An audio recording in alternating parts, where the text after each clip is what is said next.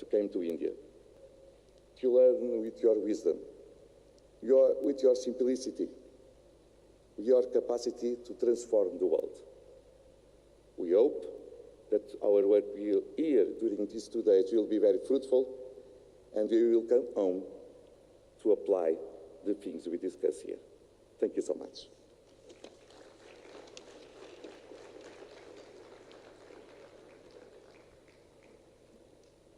Thank you, His Excellency, Mr. Duarte Pacheco, President IPU.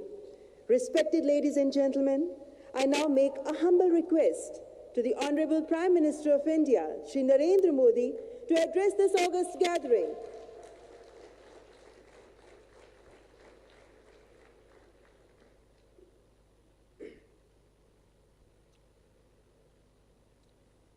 नमस्कार। G20 parliamentary speaker summit में मैं आप सभी का 140 करोड़ भारतवासियों की ओर से हार्दिक स्वागत करता हूं। ये समिट एक प्रकार से दुनिया भर की अलग अलग पार्लियामेंट्री प्रैक्टिसेस का महाकुंभ है। आप सभी डेलीगेट्स अलग अलग पार्लियामेंट्स की कार्यशैली के अनुभवी हैं। आपका इतने समृद्ध लोकतांत्रिक अनुभवों के साथ भारत आना हम सभी के लिए बहुत सुखद है। फ्रेंड्स, भारत में ये फेस्टिव सीजन होता है। इन दिनों भारत भर में बहुत सारी फेस्टिव एक्टिविटी चलती रहती है, लेकिन G20 ने इस बार फेस्टिव सीजन के उत्साह को पूरे साल भर बनाए रखा है। हमने पूरे साल G20 के डेलीगेट्स को भारत के अलग अलग शहरों में होस्ट किया। इससे उन शहरों में फेस्टिविटी का माहौल बना रहा। इसके बाद भारत ने पर लैंड किया। इसमें सेलिब्रेशन को किया। फिर हमने यहां एक सफल G20 किया और अब यहां ये P20 समिट हो रही है। किसी भी देश की सबसे बड़ी ताकत उसके लोग होते हैं, उसके लोगों की होती है। ये सब आज इस ताकत को भी करने का माध्यम बनी है। तो P20 समिट उस भारत भूमि पर है, मदर ऑफ डेमोक्रेसी है, जो दुनिया की सबसे बड़ी है। दुनिया विभिन्न प्रतिनिधि के तौर पर आप जानते हैं, पार्लियामेंट्स, डिबेट और डेलिब्रेशन महत्वपूर्ण स्थान होती है। हमारे यहाँ वर्ष पहले भी डिबेट्स और डेलिब्रेशन हमारे करीब 5 साल से भी पुराने ग्रंथों में, वेदों में सभाओं और समितियों की बात कही गई है। इनमें एक साथ आकर समिति में सामूहिक निर्णय से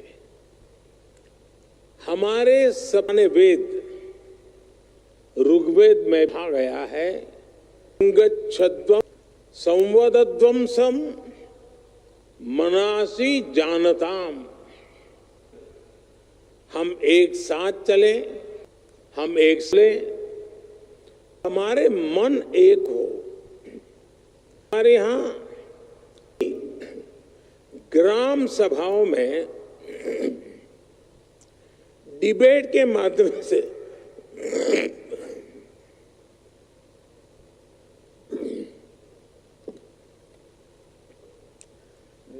माध्यम से गांवों से जुड़े फैसले होते थे। ग्रीक दूत मैगस्थनीज ने भी भारत में जब इस तरह की व्यवस्था को देखा था, हैरान हो गए थे। उन्होंने भारत के इस सिस्टम पर विस्तार लिखा है। आप ये जानकर भी हैरान कि हमारे यहाँ तमिलनाडु में 9th सेंचुरी है, इसमें विलेज लेजिस्लेटिव्स के रूल्स और आपके लिए ये जानना दिलचस्प होगा 100 साल पुराने उस शिलालेख पर तक लिखा हुआ है कि किस कारण से किस परिस्थितियों में किस क्वालिफाई किया है। ये बात मैं कर रहा हूं। मैं आपको अनुभव मंटपा के बारे में भी बताना चाहता हूं। कार्टा से भी पहले 12वीं शताब्दी अनुभव मंटपा की परंपरा, इसमें भी डिबेट को एनकरेज किया जाता था।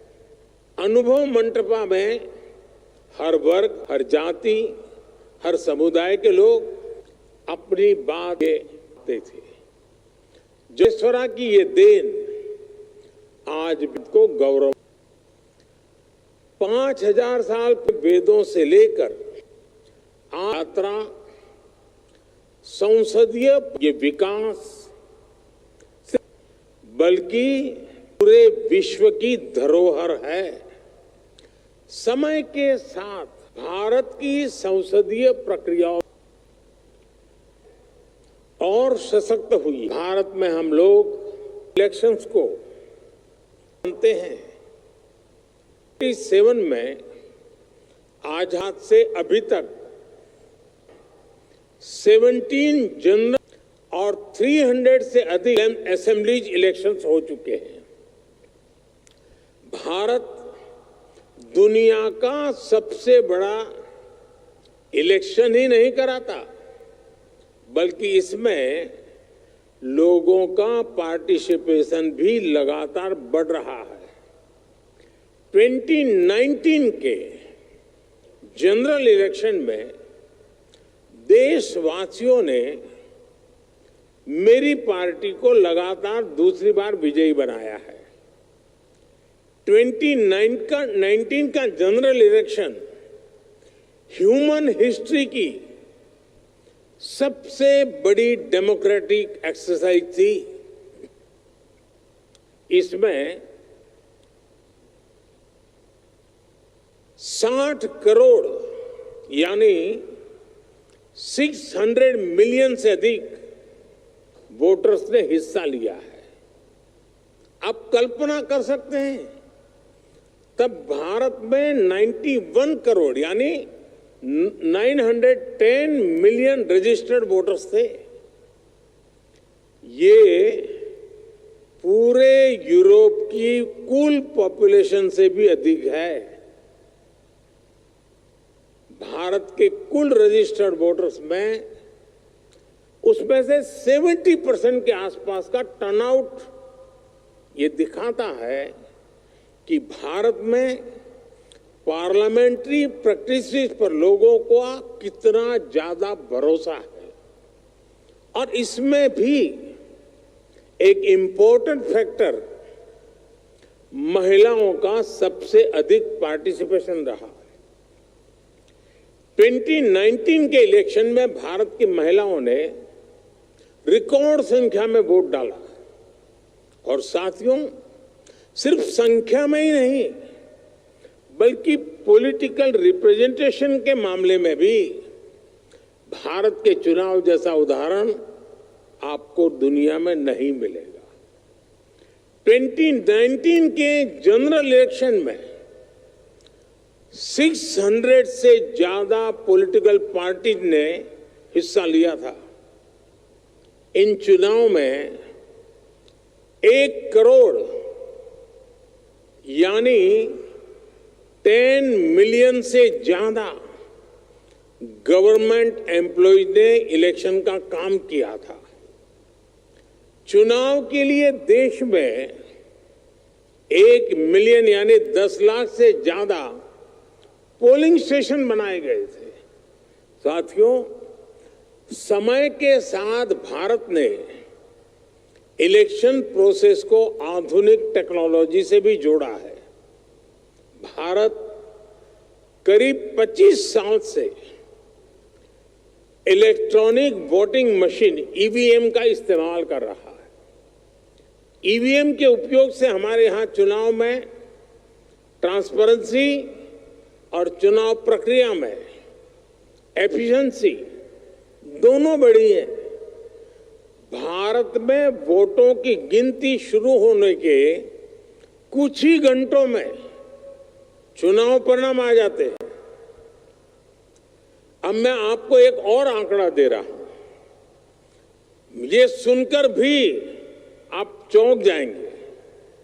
आपको पता होगा कि अगले साल भारत में फिर एक बार जनरल इलेक्शन होने जा रहा है। इस इलेक्शन में 100 करोड़ वोटर्स यानी 1 बिलियन लोग वोट डालने जा रहे हैं। मैं P20 समिट में आए आप सभी डेलीगेट्स को अगले वर्ष होने वाले जनरल इलेक्शन को देखने के लिए अग्रिम निमंत्रण देता हूं।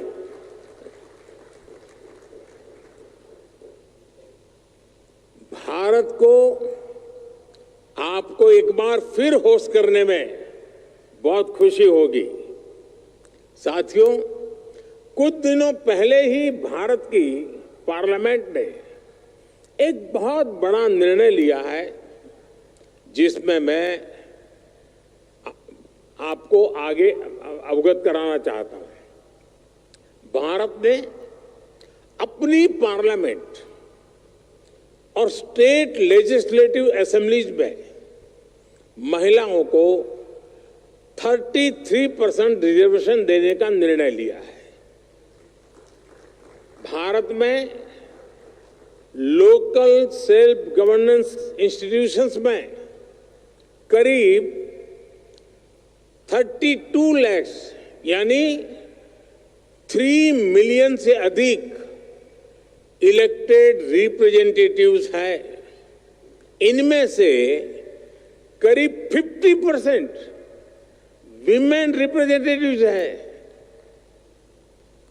भारत आज हर सेक्टर में विमेन पार्टिसिपेशन को बढ़ावा दे रहा है। हमारी संसद द्वारा लिया गया हाल का फैसला हमारी संसदीय परंपरा को और समृद्ध करेगा। फ्रेंड्स, भारत की संसदीय परंपराओं पर देशवासियों के अटूट विश्वास की एक और बड़ी वजह है, जिसे आपको जानना और समझना बहुत अहम है। ये शक्ति है हमारी विविधता, हमारी विशालता, हमारी वाइब्रेंसी। हमारे यहां हर आस्था के लोग हैं। सैकड़ों तरह का खान पान, सैकड़ों तरह का रहन सहन हमारी पहचान है। भारत में सैकड़ों भाषाएं बोली जाती हैं। हमारे यहां सैकड़ों बोलियां हैं। लोगों तक पल पल की सूचनाएं पहुंचाने के लिए 28 लैंग्वेजेज में 900 से ज्यादा टीवी चैनल्स भारत में है एंड 24/7 है। करीब 200 लैंग्वेजेस में हमारे यहाँ 33,000 से ज्यादा अलग अलग न्यूज़पेपर्स पब्लिश होते हैं। हमारे यहाँ सोशल मीडिया के अलग अलग प्लेटफॉर्म्स पर लगभग 3 बिलियन यूजर्स हैं। इससे पता चलता है कि भारत में इंफॉर्मेशन का फ्लो और फ्रीडम ऑफ स्पीच, उसका लेवल कितना विराट है, कितना सशक्त है। 21वीं सदी की इस दुनिया में भारत की ये वाइब्रेंसी, विविधता में एकता हमारी बहुत बड़ी शक्ति है। ये वाइब्रेंसी हमें हर चुनौती से लड़ने की, हर मुश्किल का मिलकर समाधान करने की प्रेरणा देती है। फ्रेंड्स, दुनिया के अलग कोनों में जो कुछ भी घट रहा है, उससे आज कोई भी अछूता नहीं है। कॉन्फ्लिक्ट्स और कन्फ्रंटेशन से आज दुनिया संकटों से जूझ रही है। इन संकटों से भरी दुनिया किसी के भी हित में नहीं है। मानवता के सामने जो बड़ी चुनौतियां हैं, उनका समाधान एक बटी हुई दुनिया नहीं दे सकती। यह शांति और भाईचारे का समय है, साथ मिलकर चलने का समय है, साथ आगे बढ़ने का समय है। यह सबके विकास और कल्याण का समय है। हमें वैश्विक विश्वास के संकट को दूर करना होगा और मानव केंद्रित सोच पर आगे बढ़ना होगा। हमें विश्व को one earth, one family, one future की भावना से देखना होगा। दुनिया से जुड़े फैसले लेने में भागीदारी जितनी अधिक होगी, उतना ही बड़ा इम्पैक्ट होगा। इसी भाव के साथ भारत ने अफ्रीकन यूनियन को G20 का परमानेंट मेंबर बनाने का प्रस्ताव रखा। मुझे खुशी है कि सभी सदस्य देशों ने इसे स्वीकार किया। इस फोरम पर भी पैन अफ्रीका पार्लियामेंट की पार्टिसिपेशन को देखकर मुझे बहुत खुशी हो रही है। साथियों, मुझे बताया गया है कि हमारे स्पीकर ओम बिड़ला जी आपको भारत के नए संसद भवन में भी आज शाम को ले जाने वाले हैं। वहां आप पूज्य महात्मा गांधी को श्रद्धांजलि भी देने वाले हैं। जैसा कि आप जानते हैं कि भारत दशकों से क्रॉस बॉर्डर टेररिज्म का सामना कर रहा है। आतंकवादियों ने भारत में हजारों निर्दोषों की जान ली है। संसद के नए भवन के पास ही आपको भारत की पुरानी संसद भी दिखाई देगी। करीब 20 साल पहले आतंकवादियों ने हमारी संसद को भी निशाना बनाया था और आप जानकर चौंक जाएंगे कि उस समय संसद का सत्र चल रहा था। आतंकियों की तैयारी सांसदों को बंधक बनाने की, उन्हें खत्म करने की थी। भारत ऐसी अनेकों आतंकी वारदातों से निपटते हुए आज यहां पहुंचा है। अब दुनिया को भी एहसास हो रहा है कि टेररिज्म दुनिया के लिए कितनी बड़ी चुनौती है। टेररिज्म चाहे कहीं भी होता हो, किसी भी कारण से होता हो, किसी भी रूप में होता हो, लेकिन वो मानवता के विरुद्ध होता है। ऐसे में टेररिज्म को लेकर हम सभी को लगातार सख्ती बरतनी ही होगी। हालांकि इसका एक वैश्विक पक्ष और है जिसकी तरफ मैं आपका ध्यान आकर्षित करना चाहता हूं। टेररिज्म की परिभाषा को लेकर आम सहमति ना बन पाना ये बहुत दुखद है। आज भी यूनाइटेड नेशंस में international convention on combating terrorism consensus का इंतजार कर रहा है। दुनिया के इसी रवैये का फायदा मानवता के दुश्मन उठा रहे हैं।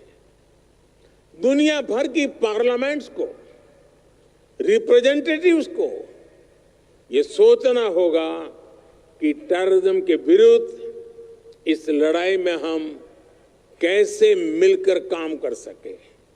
साथियों, दुनिया की चुनौतियों से निपटने के लिए जन भागीदारी से बेहतर माध्यम नहीं हो सकता।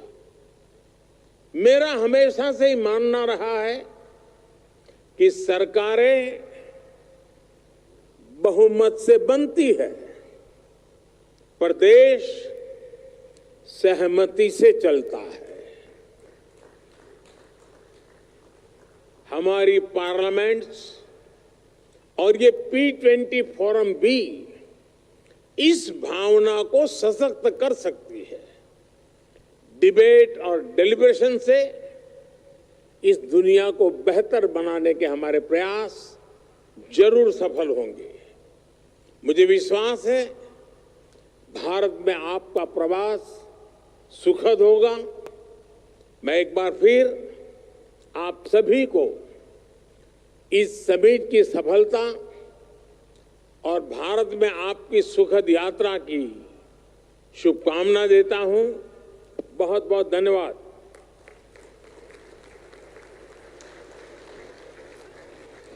Honorable Prime Minister, thank you very much for your insightful address. And we also gratefully thank our esteemed guests on the dais. We also express our gratitude to all the distinguished guests who have joined us for this inauguration function. Thank you all. Thank you very much. With this, we end this inauguration session.